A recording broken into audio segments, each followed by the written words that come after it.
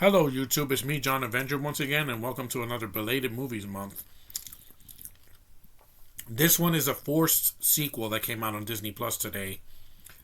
It's a long-running franchise of kids' films that came out back in 2002, almost 20, basically 20 years ago, and they're still making them for some reason. This is the 2022, the second animated movie to go direct to streaming because there's no animated films in the theater right now. Except for that anime Bell, which is a Japanese anime. But other than that, there's not a lot of kids movies that are out in the theater. This is The Ice Age Adventures of Buck Wild. I don't think we needed this movie, guys. I said it since the third movie. Like, every Ice Age movie that came out after 3 was just getting worse and worse. 4 was forgettable. 5 was okay, but was it needed? Not really. And this one is easily, it's just forgettable. Let's read the synopsis, shall we? This is also done by Disney. This is not a Fox movie. The Ice Age Adventures of Buck Wild continues the escapades of the Possum brothers Crash and Eddie, who set out to find a place of their own. Together with the one-eyed weasel, Buck Wild, they face the dinosaurs who inhabited the Lost World. Desperate for some distance from their older sister Ellie, the mammoth from the second movie, the thrill-seeking Possum brothers Crash and Eddie set out to find a place of their own and quickly find themselves trapped in a massive cave underground. They are rescued by the one-eyed, adventure-loving, dinosaur-hunting weasel Buck Wild, and together they must face the unruly dinosaurs who inhabit the Lost World. That's the plot in a nutshell, but it's not that interesting. I knew when Disney announced this, I'm like, did we need another Ice Age movie? No. They should have stopped after 3 because really no Scrat in this movie. So if you like Scrat in the first 5 films, there's nowhere to be found because in the last movie he was in space. The cast is recast. All of them except for Simon Pegg, who's the only actor to come back for this one. All of the cast members are replaced. Some of them were fine. I thought the voice of Diego and Manfred were just there. Sid's voice is horrible. Skylar Stone sounds nothing like John Leguizamo. It's phoned in. It sounds fake. It doesn't sound like Sid. And he looks like Alex Winter from Bill and Ted. Yeah, he looks just like Alex Winter. It's not a good Sid. I thought he was terrible.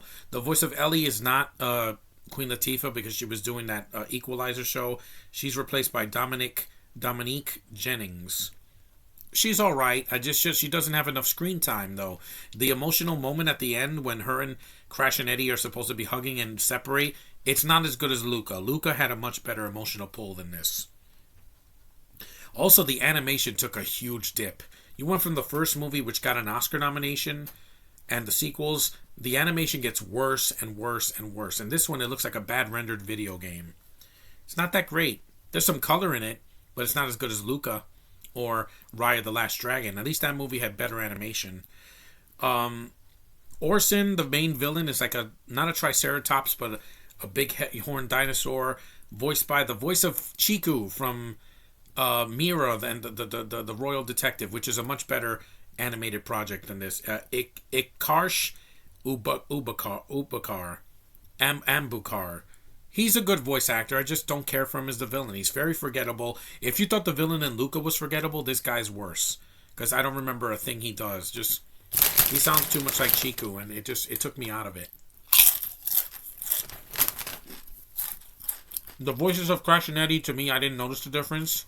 Because Sean William Scott and Josh Peck, they sounded very samey. They did sound like brothers. Here's the Asian guy, Vincent Tong, and Aaron Harris, who I never even heard of. They're Canadian actors, right? And this is this guy's first acting job. I can definitely tell. At least with Sean William Scott and Sean William Scott and Josh Peck had the acting experience. Here, this guy's like, you can tell he's a first timer. Vincent Tong, he did the voice of Kai in Lego Ninjago, so I kind of recognize his voice. But it's just the voice acting was very hit and miss. It's not as good as Hotel Transylvania 4. That was much better. It was funnier, and it felt like a film that would be in theaters instead of a knockoff, movie 10 years later. Also, they give Simon Pegg way too much dialogue here. He's the only name from the first 5 films. Well, he was in 3 and 5. from the other sequels. But he just has dialogue that's just nonsensical. Sometimes it's funny, and sometimes he just goes, "I'm going to talk like this for the whole movie," and he talks with his hand. And there's another creature, a raccoon named Z, voiced by Justine Machado. She's okay, not as good as Catherine Hahn. She has a much sexier voice. But overall, the movie's forgettable. It won't be in my worst of the year because it's for kids. The little 5-year-olds are not going to care who does the voices. But as a fan of this franchise, seen it since, the early 2000s, I just think it's a letdown. Because it's not as good as, it's not even as good as the fourth movie. And I'm like, the fourth movie, the animation wasn't the problem. It was that there were too many characters, and it was forced. And there were characters we didn't need. Here, it's just a movie that we didn't need. Would we need this? No.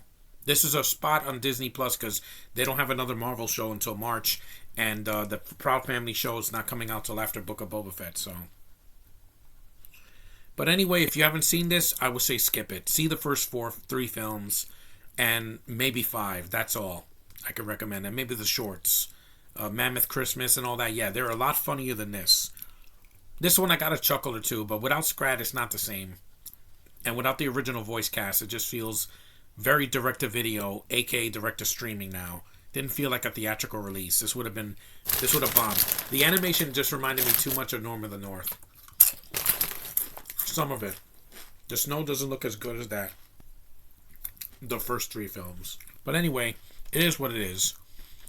It's Ice Age, the Ice Age Adventures of Buck Wild and Disney.